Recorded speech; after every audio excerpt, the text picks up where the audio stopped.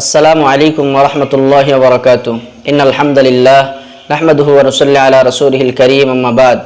সম্মানিত দর্শক ও শ্রোতা, আজকে আমরা আলোচনা করব যে বিষয়টি, সেটি হচ্ছে কিয়ামতের দিন আল্লাহ পাক রব্বুল আলামিন তিন শ্রেণীর মানুষের সাথে কথা বলবেন না। তো এই তিন শ্রেণীর মানুষকে আল্লাহ পাক রব্বুল আলামিন তিন প্রকারের আযাব দিবে। এই তিন শ্রেণীর লোক কারা, এ বিষয়ে আজকে আমরা হাদিসের আলোকে জানব।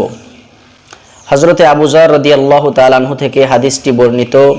মুসলিম শরীফের 106 নম্বর হাদিসের মধ্যে এসেছে, আন আবি যর রাদিয়াল্লাহু আনহু আন নবী সাল্লাল্লাহু আলাইহি ওয়াসাল্লাম قال, হযরতে আবু যর রাদিয়াল্লাহু তাআলা আনহু থেকে বর্ণিত, নবী করিম সাল্লাল্লাহু আলাইহি ওয়াসাল্লাম বলেন, সালাসুন লা ইউকাল্লিমুহুমুল্লাহু ইয়াওমাল কিয়ামা ওয়া লা ইয়ানজুরু ইলাইহিম ওয়া লা ইউযাক্কিহিম ওয়া লাহুম আযাবুন আলীম।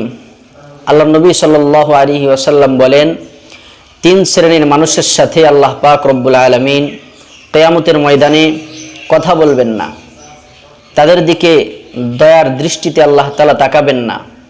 ওয়ালা ইউযাক্কিহিম, তাদেরকে তাদের গুনাহের থেকে পবিত্রও করবেন না। ওয়ালাহুম আযাবুন আলীম, আর আল্লাহ পাক রব্বুল আলামিন তাদেরকে যন্ত্রণাদায়ক শাস্তি দান করবেন। এই তিন শ্রেণীর লোক কারা? আল্লাহ নবী সাল্লাল্লাহু আলাইহি ওয়াসাল্লাম এ কথা তিনবার দোহরাইলেন, তিনবার বললেন। অতঃপর হযরতে আবু হুরায়রা রাদিয়াল্লাহু তাআলা আনহু বললেন, ওয়াকাবু ওয়া খাসিরু মান হুম ইয়া রাসূলুল্লাহ। হযরতে আবু যর রাদিয়াল্লাহু তাআলা আনহু বললেন, তারা ধ্বংস হোক, তারা ধ্বংস হয়ে যাক, এই সমস্ত লোক কারা হে আল্লাহর রাসূল? তখন আল্লাহ নবী সাল্লাল্লাহু আলাইহি ওয়াসাল্লাম বললেন, এই তিন প্রকারের লোক হচ্ছে, এক নম্বর আল মুসবিল, দুই নম্বর হচ্ছে ওয়াল মান্নান, তিন নম্বর হচ্ছে ওয়াল মুনাফিকু সিলআতাহু বিল হালফিল কাযিব।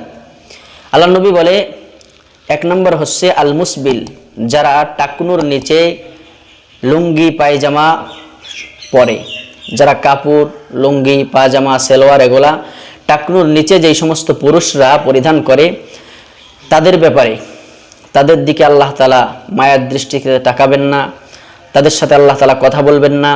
এরপরে তাদেরকে আল্লাহ তাআলা যন্ত্রণাদায়ক শাস্তি দিবেন। দুই নম্বর হচ্ছে ওয়াল মান্নান, যারা দান করে, দান করার পরে আবার যারা খোটা দেয়, অর্থাৎ কোনো কিছু দান করলো, দান করার পরে মানুষের কাছে গিয়ে এটা আবার বলে বেড়ায়, অথবা তার সাথে যখন শত্রুতা হয় তখন ওই দানকারী ব্যক্তির নিকট খোটা দেয় যে তোমাকে আমি এই জিনিস দান করেছি, আমার জিনিস তুমি পরিধান করেছো, এইভাবে খোটা দেয়।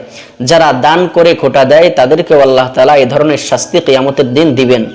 তিন নম্বরে হচ্ছে ওয়াল মুনাফিকু সিলআতাহু বিল হালাফিল কাযিব, অর্থাৎ যারা মিথ্যা কসম করে, মিথ্যা কসম খেয়ে তাদের মাল বিক্রয় করে, যে সমস্ত ব্যবসায়ী মিথ্যা কসম খেয়ে তাদের মাল বিক্রয় করে, তাদেরকেও আল্লাহ পাক রব্বুল আলামিন কিয়ামতে তাদের সাথে কথা বলবেন না, তাদের গুনাহ থেকে তাদেরকে পবিত্র করবেন না, এবং মায়ার দৃষ্টিতে তাদের দিকে তাকাবেন না, এবং তাদেরকে যন্ত্রণাদায়ক শাস্তি দান করবেন। সম্মানিত দর্শক, এজন্য এ বিষয়ে আমাদের খুব সতর্ক হওয়া দরকার। কিয়ামতের ময়দান, কঠিন মুসিবতের সময়, যখন আল্লাহ পাক রব্বুল আলামিন হিসাব কিতাব শুরু করবেন, এবং যখন হিসাব শুরু করবে আল্লাহ তাআলা, যাদের নেকি বেশি হবে তাদের পাল্লা ভারী হবে, তাদেরকে জান্নাতে দিবে, আর যাদের নাফরমানি বেশি থাকবে তো পাল্লা তাদের ওই সময় তখনও ভারী থাকবে, এরপরে তাদেরকে জাহান্নামে দিবে। কিন্তু এই এক শ্রেণীর লোক, এই তিন শ্রেণীর লোক যারা, তাদের সাথে আল্লাহ তাআলা কথাই বলবেন না। কিয়ামতের ময়দানে এই কঠিন মুসিবতের সময় আল্লাহ তাদের সাথে কথাই বলবেন না, এটা এক ধরনের শাস্তি। দুই নম্বর শাস্তি হচ্ছে ওয়ালা ইয়ানজুরু ইলাইহিম, আল্লাহ তাআলা তাদের দিকে রহমতের দৃষ্টি নিক্ষেপ করবেন না। আর তিন নম্বরে হচ্ছে ওয়ালা ইউযাক্কিহিম, তাদের গুনাহ থেকে তাদেরকে পবিত্রও করবেন না। আর ওয়ালাহুম আযাবুন আলীম, আল্লাহ তাআলা তাদেরকে যন্ত্রণাদায়ক শাস্তি দান করবেন। এজন্য এই তিন শ্রেণীর লোকদের মধ্যে জানি আমরা না পড়ি, এই তৌফিক আল্লাহ আমাদেরকে দান করুক। সেই তিন শ্রেণী কি?